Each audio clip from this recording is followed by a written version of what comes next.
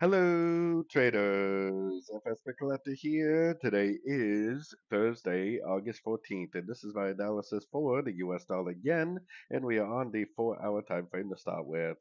So on the 4-hour time frame, we did have this big push down. We had this corrective move and then another push down.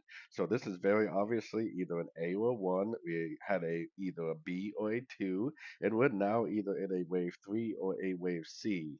If it's a wave C, it could literally bounce off any one of these Fibonacci levels, break structure to the upside, and continue the higher time frame uptrend. If it's a wave 3, it still could bounce from Fib levels, but it would not break structure. It would just continue to make lower lows, lower highs. We have no evidence yet that this is a wave C. We have lower high, lower high, lower high. Definitely no break of structure. We would have to see a break of structure like this to know that we're looking at a wave C.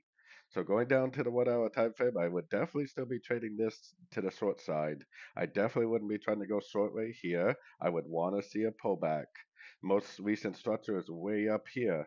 If it goes up and breaks that, then I definitely would become bullish. Otherwise, anything I see to the upside, I would definitely still be looking at as nothing more than a pullback within either a wave 3 or a wave C downtrend. So anyways, don't forget to check out my website, fxpipcollector.com, linked over here in the corner. And as always, thank you for watching and happy trading.